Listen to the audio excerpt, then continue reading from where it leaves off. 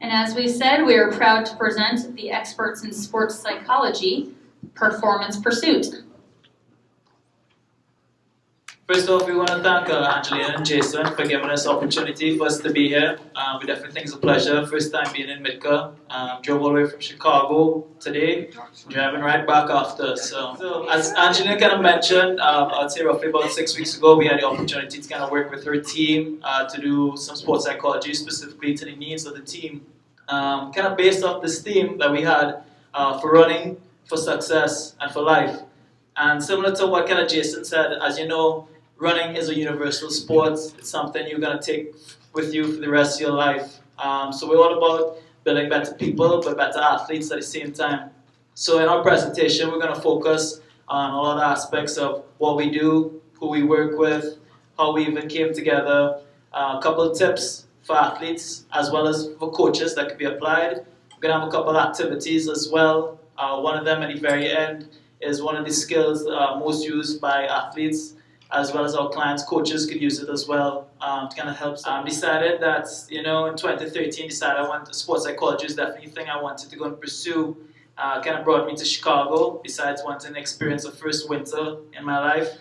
Had the opportunity to meet these fabulous friends, colleagues, and now partners and founders of the Performance Pursuit. So we kind of came together in 2013. As I said, Chicago. I started training at Adler University in the methods of sports psychology, performance psychology, and counseling.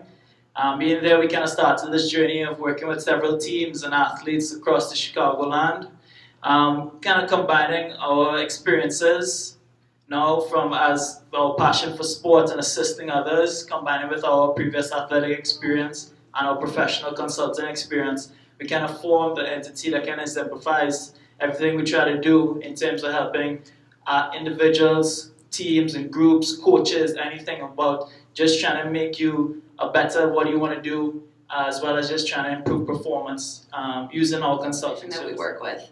I'd venture to say that a vast majority of the athletes that we work with, we work on performance enhancement. So much like you as a coach would work on the physical skills, improving times, running mechanics, things of that nature, we like to think of ourselves as personal trainers for the brain. Okay, so strengthening the mind to improve concentration, focus, reduce performance anxiety, and make sure athletes are peaking with their performance at the times when they need to.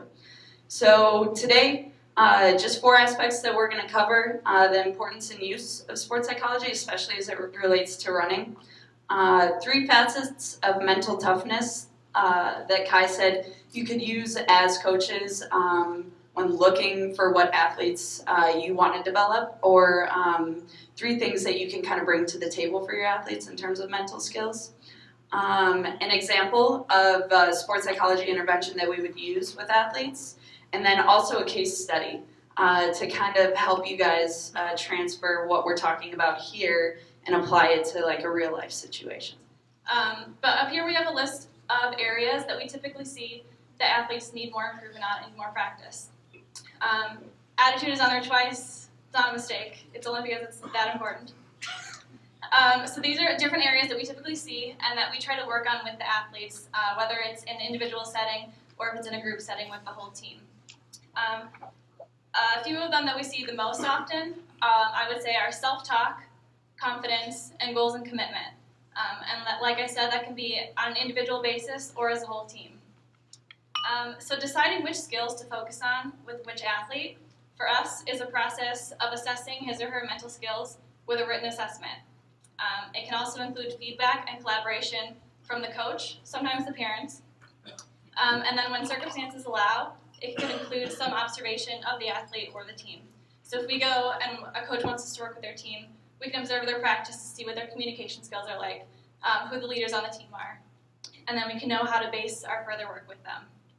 And one of the greatest parts about these skills is that they can all be translated to life outside of sport. So they learn to improve in their sport, and they translate those things into real life outside of competing.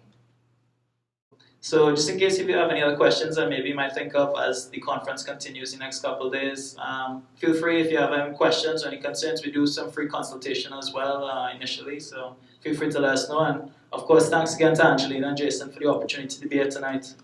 Thank you.